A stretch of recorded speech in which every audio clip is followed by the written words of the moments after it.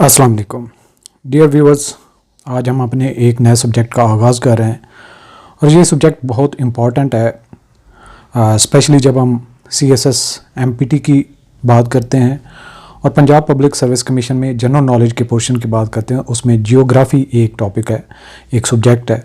देखने में तो एक सिर्फ जियोग्राफ़ी लिखा होता है, लेकिन ये एक पूरा सब्जेक्ट है जिसको अभी तक हमने फुल फ्लैज कवर नहीं किया था। पहले इसके कुछ इम्पॉर्टेंट टॉपिक्स कवर किए थे, लेकिन उससे कुछ स्टूडेंट्स के क्वेश्चंस रह जाते हैं।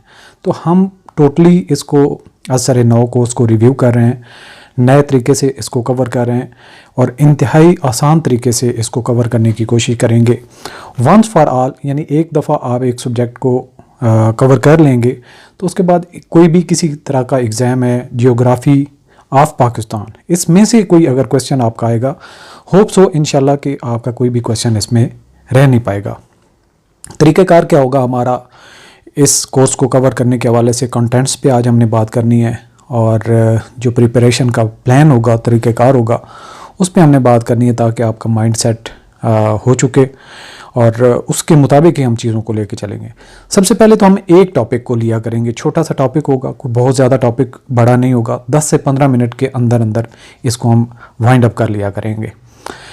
छोटे टॉपिक्स कवर करने का ये फ़ायदा होता है कि आपको अब्जॉर्ब करने में आसानी हो जाती है और स्टूडेंट को इतना ज़्यादा बर्डन फील नहीं होता। तीसरे नंबर पे ये होता है कि स्टूडेंट को ज़्यादा देर तक लर्निंग फेज़ से नहीं गुजरना पड़ता। थोड़ा सा होता है लर्निंग का एक टॉपिक, वो जब आप लर्न कर लेते हैं तो आपको उस पर जो मेमोराइज़ करने का कोई प्रॉब्लम नहीं होता। चौथे नंबर पे ये होता है आपका कि जब आपको एक छोटे से टॉपिक की अंडरस्टैंडिंग हो जाती है तो अगले टॉपिक के लिए आपकी नॉलेज की जो थर्स्ट है, प्यास है, वो आपकी बढ़ जाती है और आपके अंदर एक जो सुजू होती है, क्यूरियोसिटी होती है कि नेक्स्ट टॉपिक में क्या चीज़ होगी जिसको मैं लर्न करूँगा। सो नॉलेज बिल्ड अप से ही आपकी पर्सनैलिटी ग्रूम करेगी।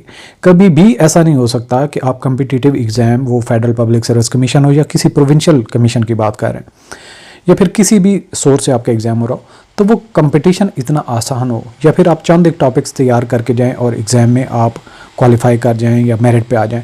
क्योंकि यहाँ पे टेस्ट आपने पास नहीं करना होता, बल्कि आपने ईच एंड एवरी नंबर के लिए फ़ाइट करनी होती है और आपने टॉप मेरिट में जगह बनाना होती है। तो कंपटीशन सख्त होता है, हज़ारों लोग होते हैं जो अप्लाई करते हैं और आप जब तैयारी से जाएंगे तो कोई शक व शुबा नहीं है कि 5-6 महीने की तैयारी के बाद ही आप टेस्ट को क्वालिफाई करना शुरू हो जाएंगे। अदरवाइज़ लोगों को देखा है कि 10-10 साल से टेस्ट दे रहे होते हैं और अपनी एज ओवर कर लेते हैं, लेकिन वो टेस्ट क्वालिफाई नहीं कर पाते। और एक और बड़ा एलिमेंट होता है कि अपने ऊपर इन्वेस्ट किया करें, अपने नॉलेज के ऊपर, अपनी जो ग्रूमिंग है उसके ऊपर, और जो जिस पोस्ट के लिए आप तैयारी करते हैं उसको सीरियस होकर तैयारी करके जब आप जाएंगे तो जॉब आपका वेट कर रही होती है। आपके जो कमीशंस हैं वहाँ पे चीज़ें होती होंगी ख़राब, लेकिन इतनी ज़्यादा भी नहीं होती कि हम हमेशा जो है वो इल्ज़ाम जो हमारा एग्ज़ाम पैटर्न है या जो हमारा गवर्नमेंट का सिस्टम है उसको ही हम फेलियर का एक नाम दें। सो हमारे एंड पे होता है तैयारी करना। एक दो जगह पे जहाँ पे आप अप्लाई करते हैं हो सकता है चीज़ें ख़राब हों, लेकिन अल्टीमेटली चीज़ें ठीक होना शुरू हो जाती हैं। और आई एम श्योर अगर आपने फेडरल पब्लिक सर्विस कमीशन में, पंजाब पब्लिक सर्विस कमीशन में एग्ज़ाम दिए हुए हैं तो फेडरल पब्लिक सर्विस कमीशन में ट्रांसपेरेंसी बहुत ज़्यादा है। हाँ, अलबत्ता PPSC में 2-3 केसेस हुए जिसकी वजह से उसके थोड़ा सा प्रॉब्लम आया, लेकिन आपने अपने एंड पे तैयारी करनी है। जब आप तैयारी करके जाएंगे तो हर दफ़ा ये चीज़ें नहीं होती। सो तरीक़ेकार क्या होगा? आप अपने टॉपिक की तरफ आते हैं, सिर्फ आपको मोटिवेट करना मकसद था कि चीज़ों को आपने आसान समझ के और एक रेगुलर कंसिस्टेंट वे से लेके चलेंगे तो कोई मुश्किल नहीं होगी। टॉपिक जैसा कि मैंने बताया कि 10 से 15 मिनट का एक टॉपिक होगा जिसको हम गो थ्रू करेंगे। कोशिश करेंगे कि ये जो एक ड्राई सब्जेक्ट है इसको हम with the support of figures, with the support of कुछ आपकी जो ग्राफ्स हैं या फिर हमारे पास चार्ट्स हैं, उनकी मदद से इस सब्जेक्ट को हम थोड़ा इंटरेस्टिंग करें और चीज़ों को आपको मेमोराइज़ करना मसला ना हो। सो पहला हमारा एरिया क्या होगा? लेक्चर को गो थ्रू करना। नंबर 2 पे क्या होगा?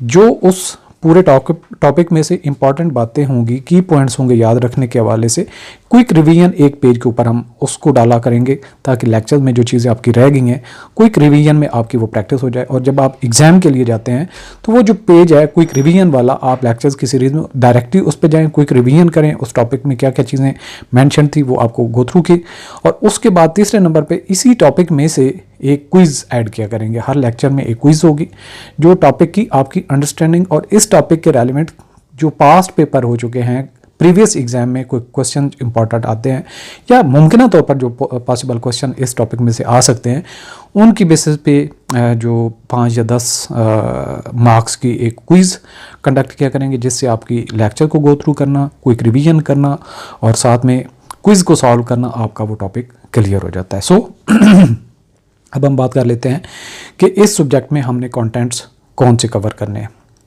चैप्टर वाइज मैंने ऐड किए हैं। सबसे पहले टोपोग्राफी ऑफ पाकिस्तान, पाकिस्तान की जियोग्राफी के हवाले से उसकी जो जियोग्राफिकल कंडीशंस हैं, सिचुएशन है, उसकी पोजीशन है, उसके हवाले से मौसमिया, जो ये सारी टोपोग्राफी के हवाले से, यानी कि सतह, आप ये कह सकते हैं कि ज़मीन की सतह या ज़मीन की जो डिस्ट्रीब्यूशन है उसके हवाले से इसमें हमने चीज़ें कवर करनी हैं। सूबे उसमें मुख्तलिफ आ जाते हैं, उनके जो मौसम में तब्दीली है, उनकी जियोग्राफी में जो तब्दीली है, उनकी नेचर कैसी है, हर एक चीज़ इसमें कवर होगी। सेकंड नंबर पे होगा क्लाइमेट ऑफ पाकिस्तान, पाकिस्तान में जो मौसमियात है उसके हवाले से बात होगी। तीसरे चैप्टर में हम जाके वाटर रिसोर्सेज ऑफ पाकिस्तान, इसमें बात करेंगे। नहरी सिस्टम जो है, रिवर सिस्टम है, कैनल सिस्टम है, उस पर भी हम बात करेंगे। चौथे नंबर पे जो पाकिस्तान के फॉरेस्ट हैं, जंगलात हैं, उनके ऊपर हम बात करेंगे। फ़िशिंग इन पाकिस्तान, पाकिस्तान में कितने सारे लोग हैं जो फ़िशिंग के शोबे के साथ मुंसलिक हैं, और ये किस तरीके से वर्कआउट करता है और किस तरह से यहाँ पे एक जो हमारे लोग हैं इस पेशे से वाबस्ता हैं और फ़ायदा उठाते हैं, इस पे भी हमने डिटेल से बात करनी है। इसके अलावा important topic minerals of Pakistan, इन पे भी बात करेंगे, कौन कौन सी मादनियात हैं पाकिस्तान में। इसके अलावा इलेक्ट्रिसिटी इन पाकिस्तान, पाकिस्तान में जो पावर है वो किस तरह से उसकी डिस्ट्रीब्यूशन वगैरह, उसको कैसे कंट्रोल मैनेज किया जा रहा है। एग्रीकल्चर जो पाकिस्तान की है उसके हवाले से हम बात करेंगे, बहुत लंबा चौड़ा ये भी चैप्टर है। इसके अलावा लाइफ स्टॉक इन पाकिस्तान, उस पर हम बात करेंगे। इंडस्ट्री जो पाकिस्तान की है उसमें बात करेंगे। ट्रेड ऑफ पाकिस्तान, इस पे बात करेंगे, जो पाकिस्तान की दूसरे ममालिक के साथ तिजारत है उसके हवाले से। और ट्रांसपोर्ट इन पाकिस्तान, पाकिस्तान में ट्रांसपोर्टेशन, एक लोगों को ट्रांसपोर्ट करने के लिए, बाकी जो गुड्स एंड जो मशीनरी वगैरह है, हैवी चीज़ें, उनको ट्रांसपोर्ट करने के लिए कौन से ज़राए यूज़ किए जाते हैं, उन पे हमने बात करनी है। इसके अलावा चैप्टर 13 में हम टेलीकम्युनिकेशन इन पाकिस्तान पे बात करेंगे। और फाइनली 14 चैप्टर जो हमारा पॉपुलेशन ऑफ पाकिस्तान, किस तरह से उसकी डिवीज़न है सूबों के हवाले से, उसमें क्या नेचर है, क्या तरीक़ेकार है, रहन सहन कैसे हैं, उसके ऊपर हमने डिटेल से बात करनी है। सो ये आपको कंप्लीट हमारा कोर्स www.howardacademy.com इस वेबसाइट पे अवेलेबल मिलेगा, और आप इसमें सिंगल कोर्स के तौर पे भी इनरोल हो सकते हैं, और अदरवाइज़ जो भी हम कोर्स ऑफ़र करते हैं और अगर उसमें एज अ सब्जेक्ट ये उसका हिस्सा हो तो उसमें ऐड किया करते हैं।